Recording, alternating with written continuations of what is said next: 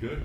Yeah. All right. Okay, obviously the story a year away, right? I mean, I guess valuable in some ways. I mean, you talked about what a grind it's been over the years, but I know also coming off a loss, you probably wanted to get back. So what has this year been like for you? Oh, it's been a year of growth for sure. You know, I think coming from an Olympic background, coming from judo where you have a tournament every week, you know, you have at least one a month. So having to sit and kind of sit with the failure, see where I really fucked up and have 10 months to grow from it has been really beneficial for me, both as a fighter and as a person. How much have you revisited that fight? I mean, is it a fight that you watch over and over, or you live through, or is it like, let's just put that in the rear view? I mean, I've watched it a couple times. You know, it's not like I don't have PTSD or something. I've been through a lot worse in my life than a loss in a cage. So, but yeah, you know, I know where I made mistakes. I know where I needed to grow, and it's been a valuable lesson for me, and one I'm looking forward to kind of putting in everyone else's rear view, you know? What did you feel the biggest opportunity was? Was it tactics or mentality or? I mean, I think that my team, I can't look back and blame anyone but myself, you know? Like, my team prepared properly. I have the greatest coaches. I have the best teammates. I have a great facility. I properly prepared. I didn't leave any stone unturned. I think it was just, number one, I think it was her night. You know, I think she had a stellar night. I think that she wanted it, and she went out and got it. And I think that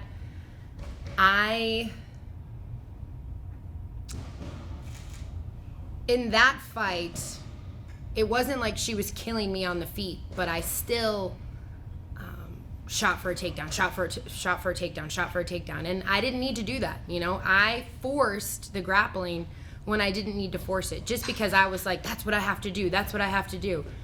And I'm not a grappler. I'm an MMA fighter, you know. So I think that that's an area where I've really gotten comfortable and forced myself for the last 10 months to stand up and bang on sparring days. You know, I'm not forcing the takedowns anymore. I'm comfortable on my feet, and if that's where the fight stays, you know, if the opportunity is there, I'm gonna blast double somebody. But, you know, I forced it, and that, I think fight optics play a big role in how judges score a fight, and it didn't look good. So I made a lot of mistakes, and, you know, the goal is to not make that many mistakes next time. Is that, when you say next time, is that a fight that has to happen again, or? You know, I'm focused on Julia Budd. I'm not thinking about what's after that. I know that the questions are about to come, so I'm not thinking about anything but Julia Budd, November 24th. But I would never say no to a rematch. It's not something where I stay up at night and, like, I have to have it, but I would never say no. Focused on Julia Budd, what do you think of her as an athlete? Obviously, she's been there with some great fighters. Stellar, yeah. You know, she's a great opponent, worthy opponent. Former Bellator champ. You know, she's been around the game a lot longer than me. She's had a lot more fights than me. She knows what she's doing. So I'm focused on her and preparing for the very best version of her on November 24th. And how about featherweight? Is it? I guess we don't. I guess we still got a little bit. I had to hide the pipes from y'all. I didn't want to scare you. Whoops. Yeah, no, it's going good. I hired a nutritionist. I got a chef. I'm approaching this in a very professional manner. You know, I've been pretty adamant that I don't believe in weight cutting, but if I'm going to do it, I'm going to do it right. I'm going to do it healthy. I'm going to set an example to my children, to myself, to future fighters.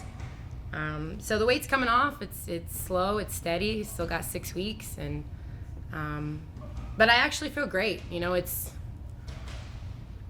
nutrition is something that I've always, not struggled with, but just not put a major focus on, you know, like I'm so disciplined in the gym and I'm so disciplined in every area of my life that if I come home and I want to eat a brownie, I eat a brownie, you know, like that's just always how it's been for me. And it's also been like a very big lesson in self-care for me. Like I didn't realize how terribly I treated my body, in the sense that, like, you know, it'd be 9 o'clock at night and I'm eating my kids' leftovers, like scarfing it down because I haven't eaten all day. And then, you know, sparring 5 rounds with Pantoja and like expecting me to perform at my absolute best. And so to have proper fuel, to have a team around me who's like got it nailed down to a science. Like I have such mental clarity and focus and energy, and I feel great. My body feels great. My inflammation has gone down, my joints, my aches, so I'm like, why didn't I do this I'm such an idiot. Ugh! But I feel good now. That's all that matters. I know there'll be plenty of questions about the future, like you said, but last thing I want to ask, what does this fight represent to you, right? I mean, you're still going to be one of the biggest stars on the show, there's no question. It's still the PFL championship card. You're not fighting for a championship, but what does this mean to you? Like, what do you need to accomplish, or, what does this represent for you?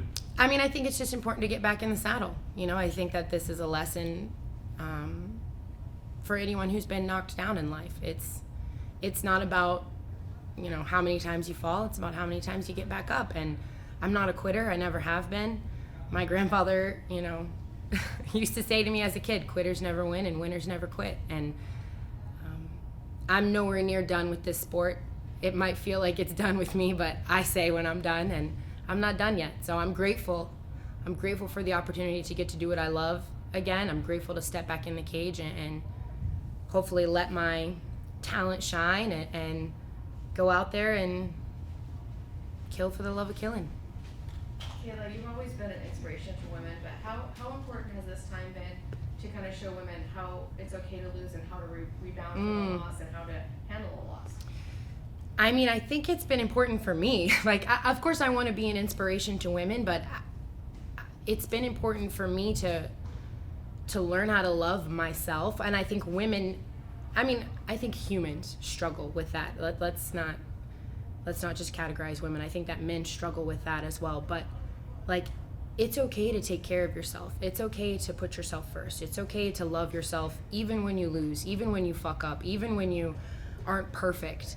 And that was something that I didn't know and didn't practice. I wasn't like, oh, I'm worthy of love even when I'm a hot mess. Like, no, I was like, I have to be perfect. I have to be a straight A student. I have to win all of the gold medals. I have to be the perfect mom, and then someone will love me. But that's not real,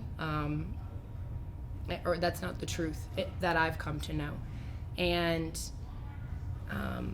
choosing myself and learning to love myself no matter what has been the greatest lesson of my life. Like, you can't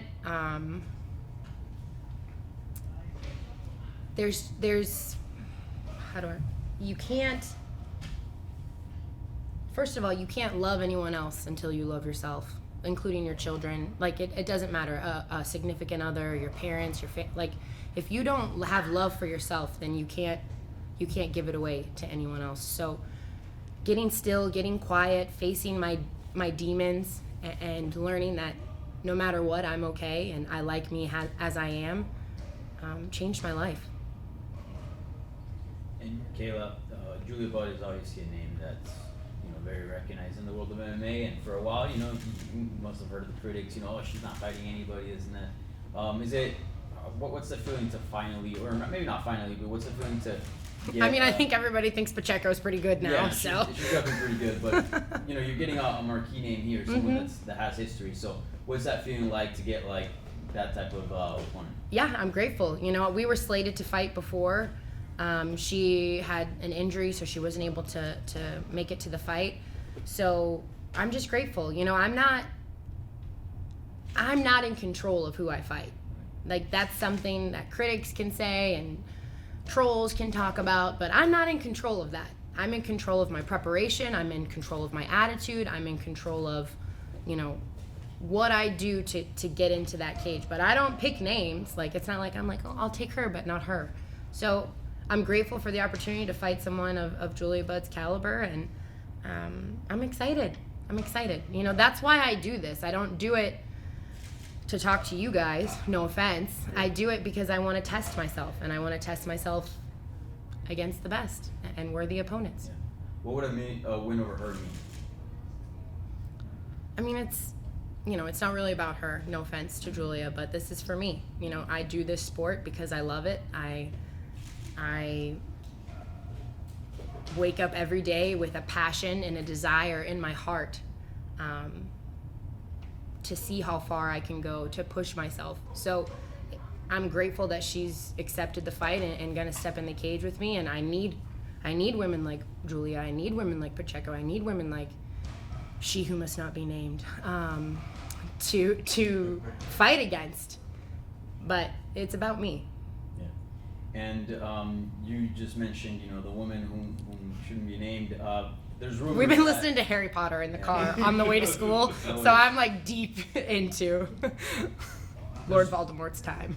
There's rumors that PFL may acquire Bellator, so Mm-hmm. a lot of talent that I would assume that would come over. Yeah. That meaning Cris Cyborg, the current champion over at Bellator. Mm-hmm. When you heard those rumors, is that something that excited you, thinking that fight can't come? To I don't get fruition? excited about that anymore.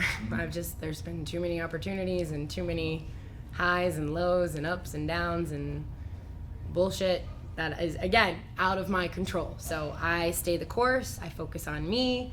I focus on my kids. I focus on my training. But that's all noise, and it's all maybe coulda, shoulda, woulda, might happen in the future. So it's not my focus. It is what it is.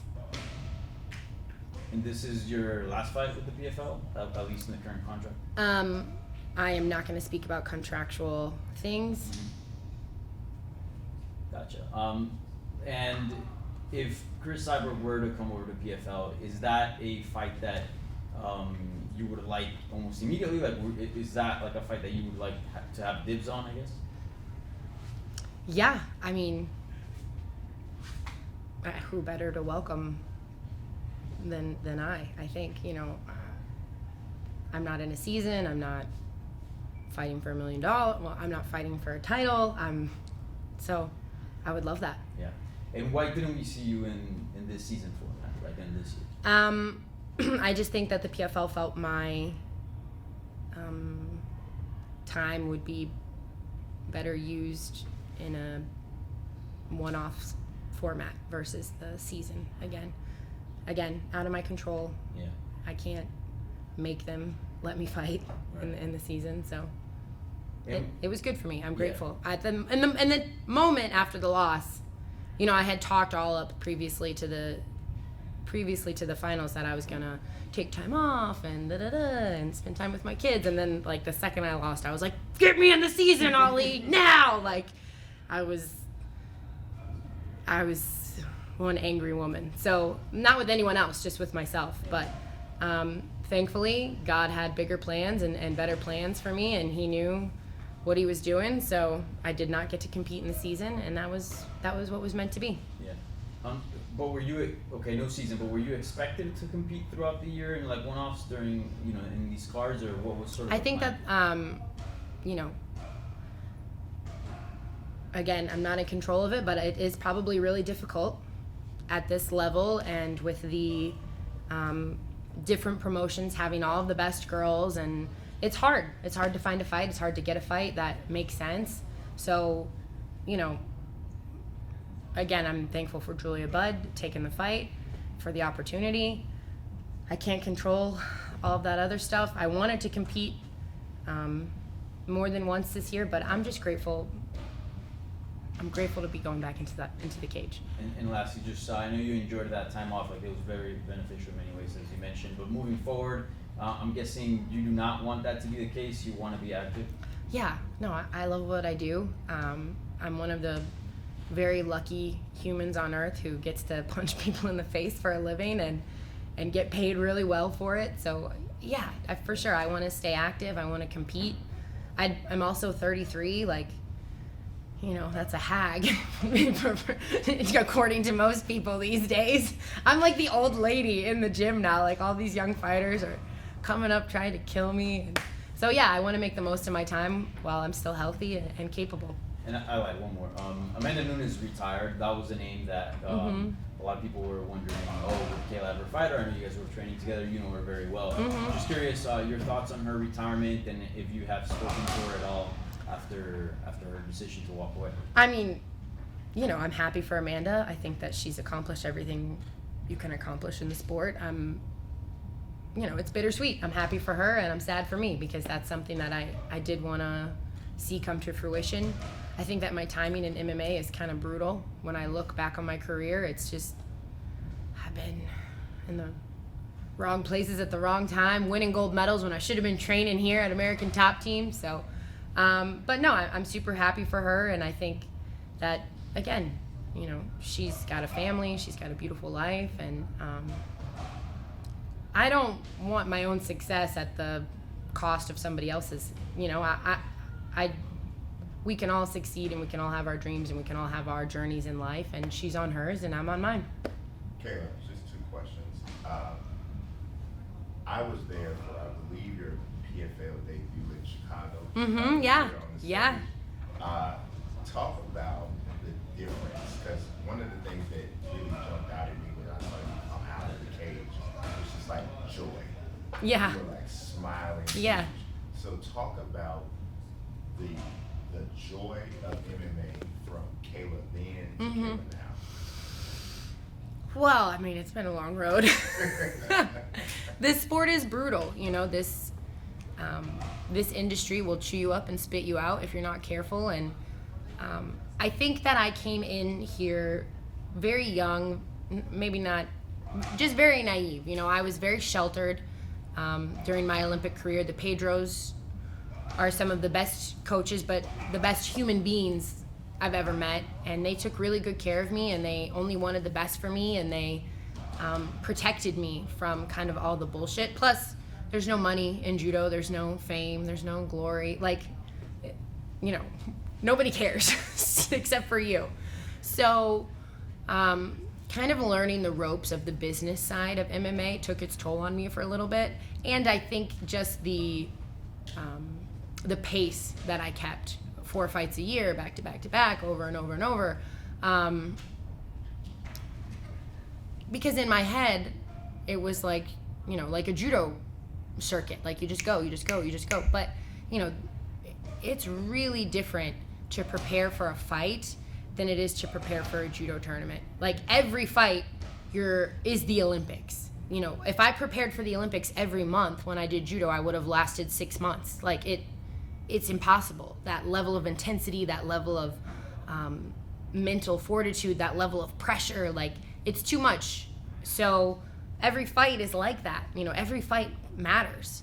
And I didn't make that adjustment when I came over to MMA. So I got a little bit burnt out. I got a little bit bitter. I got a little bit like,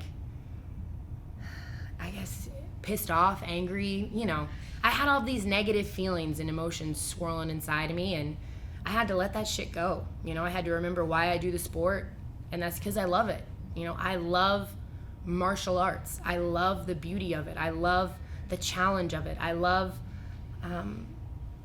the honor, the respect, the discipline. Like, this is why I do what I do. It's not for money. It's not for business. It's not for fame. It's not for titles. Like, I love the essence of martial arts. That's who I am. That's who created me. You know, martial arts made me who I am. Judo made me who I am as a person. And so to let go of all that negativity and to just focus on the joy and the positive sides of it and the positive effect it's had on my life has brought back, you know, the gratitude. And like, it's not I have to go to training. It's I get to go to training. It's not I have to talk to the media. It's people want to hear what I have to say. Like, what an honor, what a blessing. Like, that's an honor.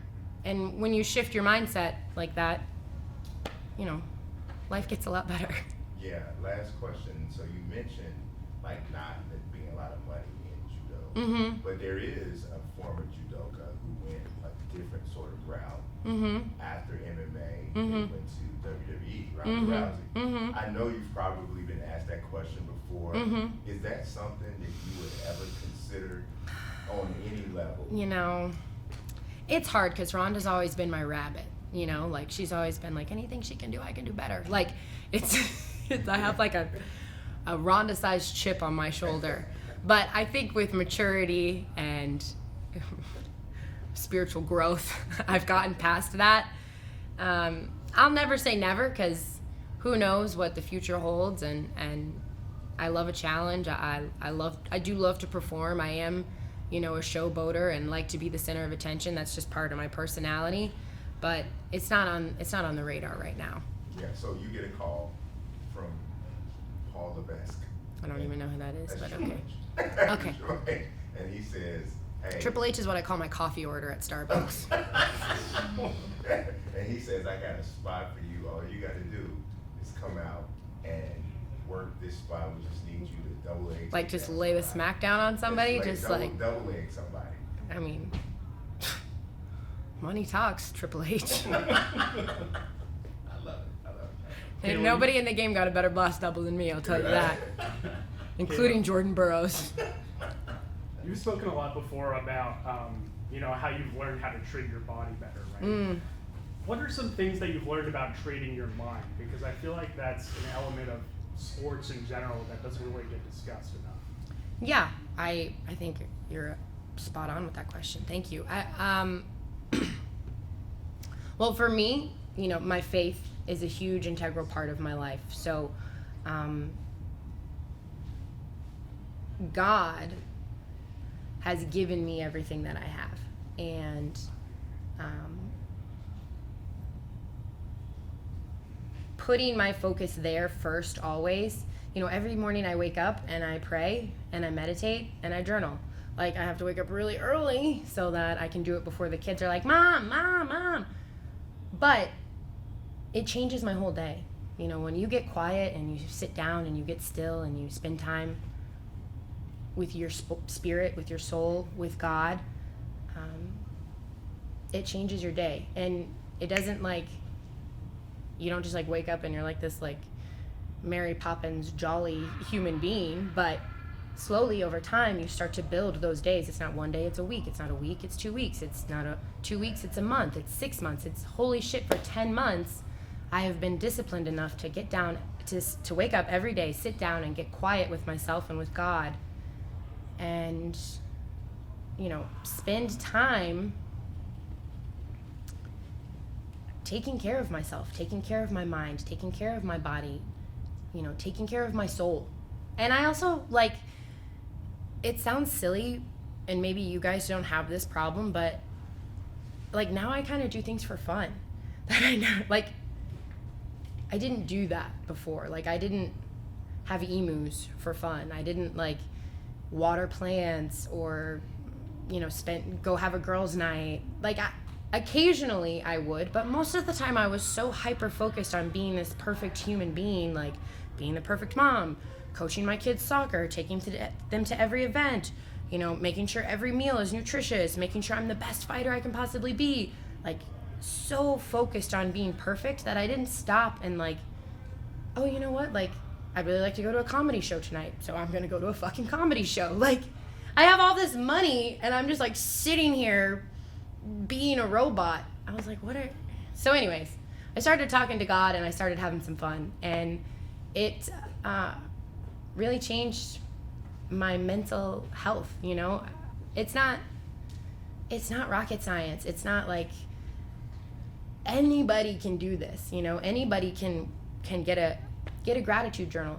Anybody can wake up and write 3 things down that they're grateful for every day. And anybody can sit down and shoot up a quick prayer. You don't have to there's no right or wrong way to do this. Taking care of yourself is a very personal thing, and faith is a very personal thing, and what you find joy in. Dude, I started doing paint by numbers. I'm 33 years old. I do paint by numbers now. What? But I like it. It's fun. It's relaxing. It's something I can do where I'm not overly exerting myself. So, yeah. What is it? Paint by number. It's when you're not an artist, but you pretend you are, and they tell you what to paint. Okay. Yeah. Have you tried the Happy Color app? Is that where paint you by do it on number. your phone? Yeah. I probably should get that. Well, we're also. Thank you. We're a super technology free house. We don't. My kids and I watch a movie on Friday nights. I try not to be on my phone when they're home. They don't. My son is 5 years old. He doesn't even know how to use an iPad, which most 5-year-olds can Snapchat you, right?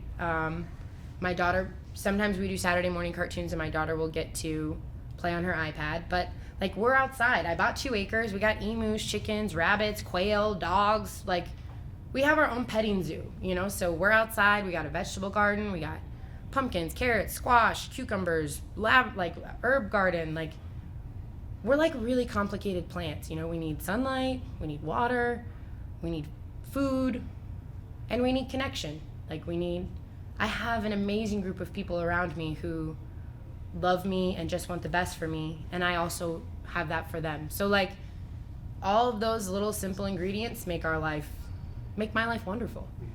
One more question for me too. I saw you did some commentary work with Game Bread. Mm-hmm. Can you talk to us a little bit about that experience, and could you see yourself having a long-term future in commentary down the road? Yeah, I mean, I'm obviously super green and I have a lot of work to do. I'm very, very rough around the edges and I would say unpolished, but which is perfect for Game Bread because he doesn't give a shit. But no, I do enjoy it. You know, if you're not going to fight, the second best seat in the house is that booth right there. And I do feel like I bring knowledge. I do feel like I bring experience, and I feel like I bring something to offer to the table. So I think it's mutually beneficial, and I enjoy it. I do. I enjoy it. Thank you. Kayla, Yeah. a few minutes ago you talked about being the center of attention, and 2024, I think for the last couple of years, fans have kind of seen you as the face of PFL, and I think you've kind of represented yourself that way. But 2024, we're expected to see Francis Ngannou make his PFL debut. Yeah. We could also see Jake Paul in 2024. Does that kind of pressure you or maybe motivate you to say, hey, this is still my house? And do you feel motivated to put on performances that lets the fans know, hey, I'm still here, I'm still the top name in PFL? I mean, I feel the desire to say I'm still here, but not because of Francis or Jake or, you know, whoever else gets signed. It's a pretty personal thing. Like, it's for me, you know, and no, I'm happy for Francis, you know, like, for one, like, the guy did it his way, you know, he bet on himself and he won in a big way. And I want that for fighters. I want that for the future of MMA. I think that is the best thing that could happen in this sport, is someone, you know, finds their path, pursues it, and wins. Like, that's the name of the game. That's the goal for fighters. Like, promotions make a lot of money off of us, and it's very rare that you see someone who's able to stay true to themselves, who's able to be successful and make a shit ton of money. So I'm happy for him. I think that's amazing. And Jake Paul, I don't really like. I like what he says for fighters. He's also very pro fighter. You know, I don't know him personally. I've never met him. I think that he trains hard. I think that he's talented. I think he's super green. But I like what he says about fighters, you know, having health insurance, having rights, I agree with all of that. I think that the landscape for MMA needs to change and be more pro-fighter. These are all things that I believe in. And I'm my own person. Like, my path is not connected to their path in any way. We all fight for the PFL. I want to see them be successful. I want to see the PFL be successful. And there's only one Kayla Harrison. So no matter what you do, no matter where you go, no matter where I go, like, there's only one me, and I'm comfortable with that, and I have peace knowing that, like, there'll never be another like me. Historically, we've heard champions and fighters who were previously undefeated coming off a loss say, in a way, it's almost like a relief. Yeah, I don't know what the hell they're talking about. So you didn't feel that at all? You maybe relief? More pressure? No, heartbreak, yes. Agony, yes. Depression, yes. But relief? No. I think in terms of, there was such a focus on, I'm undefeated, I'm a champion, No. this and that, no? That's what I wanted. I mean, like, it's not pressure when it's what you ask for, in my opinion. You know, like, that was the goal. The goal was to be undeniably the best to ever do it. You know, that is the goal I set for myself. And I fumbled. I fucked up. I dropped the ball on the 1 yard line. You know, like, this And this is a part of life. This is a part of being human, you know? Like, we all mess up. We all fail sometimes. Like, there's no perfect being on this earth.